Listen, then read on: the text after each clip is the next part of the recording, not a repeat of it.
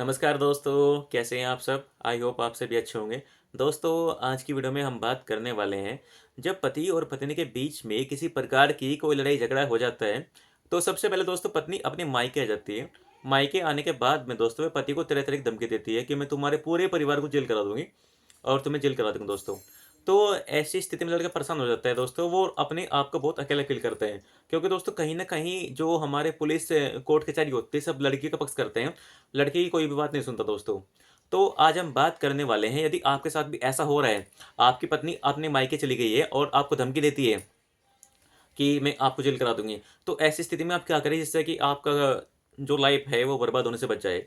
देखो दोस्तों, आज के समय में दोस्तों आप सभी जानते हैं कि हमारे समाज में कितने झूठे केस बढ़ रहे हैं और जैसे कि हमारे नए एक्ट अभी आए हैं, हमें कुछ लगा था कि इसमें कुछ बदलाव किया जाएगा, लेकिन इसमें दोस्तों सरकार के द्वारा इसमें प्रतिपक्ष के लिए कोई भी बदलाव नहीं किया गया। जो कानून दोस्तों पहले था, बिल्कुल सेम कानून वही बना दिया गया है, इसमें कोई भी परिवर्तन नहीं किया गया दोस्तों। तो यदि आपके साथ भी ऐसा हो रहा है कि आपकी जो वाइफ़ है, आपको धमकी देती है कि मैं तुम्हारे परिवार को जेल करा दूँगी, तो दोस्तों ऐसे में करना क्या है आपको? जैसे ही पत्नी आपके मायके आती है, सबसे पहले वो दोस्तों आपके खिलाफ में 125 सीआरपीसी जो कि अब हमारे नए एक्ट में यानी बीएनएसएस में 144 हो गया है, उसके उसमें एक केस फाइल करती है, जो कि जिसमें कि वो आपसे भरण-पोषण यानी मेंटेनेंस की माँग करते हैं दोस्तों। तो सबसे पहले दोस्तों यदि वो ये वाला केस फाइल कर देती है, तो इसमें आपको अपनी पत्नी के खिलाफ में सबूत इकट्ठे करने हैं, यानी एविडेंस को कलेक्ट करना है। जैसे कि आप ये सबूत इकट्ठे कर सकते हैं कि आपकी पत्नी जो है एक पढ़ी-लिखी महिला है और वो अपना भरण-पोषण करने में सक्षम है, यानी वो कहीं जॉब कर रही है, वो एक पढ़ी-लिखी महिला भी है। दूसरी बात ये भी वो बात प्रूव कर सकते हैं कि आपकी जो पत्नी है वो एडल्टरी में यानी जारता की दशा में रह रही है और एक चरित्रहीन महिला है, उसकी इन व्यक्तियों के साथ संबंध है। तो इसके लिए दोस्तों यदि आपके पास कोई फ़ोटोग्राफ़ी है या कोई इसके व्हाट्सएप की जो इसकी रिकॉर्डिंग है दोस्तों, तो भी आप ये लगा सकते हैं और ये साबित कर सकते हैं कि आपकी पत्नी एक चरित्रहीन महिला है, इसलिए वो भरण-पोषण पाने की अधिकारी नहीं है दोस्तों।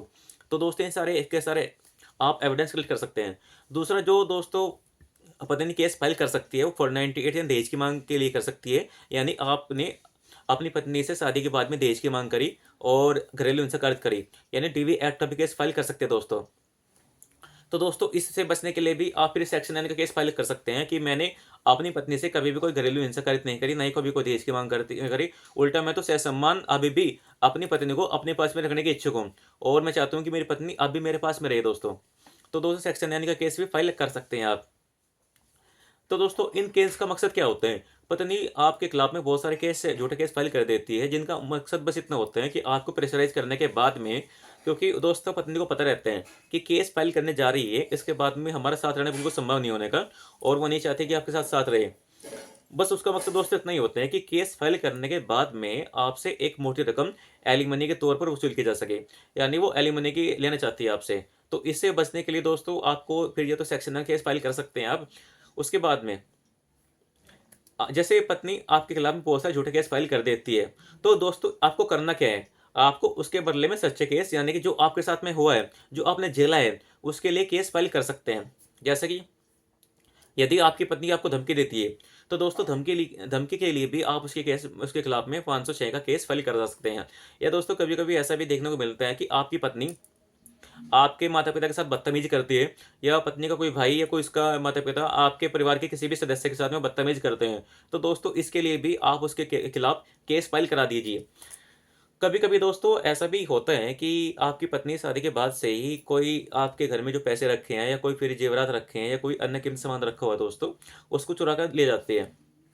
तो दोस्तों इसके लिए भी आप ये केस फाइल कर सकते हैं। तो आपको डरना बिल्कुल नहीं है क्योंकि वो झूठे केस फाइल कर देती है तो उसका मकसद बस इतना ही होता है दोस्तों कि आपको प्रेशराइज़ करके आपको डरा-धमका कर आपसे एक मोटी रकम एलिमनी के तौर पर वसूल की जा सके दोस्तों। जो कि बिल्कुल भी आपको नहीं देनी है दोस्तों क्योंकि आपको आपके खून पसीने की कमाई है, आपको बिल्कुल भी किसी को नहीं लुटानी है ऐसे। अगर हाँ, आपसे पत्नी कोई जायज़ पैसे माँगती है क्योंकि दोस्तों कहीं न कहीं भारतीय कानून ये कहता है कि आपको एलिमनी देनी पड़ेगी, चाहे डिवोर्स भी हो जाए आपका, तो उसमें कुछ ना कुछ तो पत्नी को देना पड़ता है। तो दोस्त अगर आपसे बिल्कुल वो जायज़ पैसे माँगती है एलिमनी के तौर पर, तो आप उसको देकर पीछे छुड़ा सकते हैं। लेकिन वहीं दूसरी ओर अगर आपसे नाजायज़ पैसे की माँग करती है, जैसे कि अतुल सुभाष की वाइफ़ ने आपसे उससे पैसे की माँग करती है, बिल्कुल भी आपको ऐसा नहीं करना है। ना ही जैसे अतुल सुभाष ने सुसाइड वाला कदम उठाया है, आपको बिल्कुल भी ऐसा नहीं करना दोस्तों। आपको लड़ना पड़ेगा बिल्कुल, चाहे आप हाई कोर्ट जाइए, सुप्रीम कोर्ट जाइए, जब तक आपके केस चल रहे हैं लड़ना पड़ेगा दोस्तों। तो आपको बिल्कुल भी हार नहीं माननी है और बिल्कुल उनका सामना करना है दोस्तों। तो दोस्तों आज की वीडियो में बस नहीं, अगर आपको मेरी ये वीडियो अच्छी लगी तो कृपया मेरे चैनल को सब्सक्राइब कीजिए, वीडियो को लाइक कीजिए। धन्यवाद दोस्तों।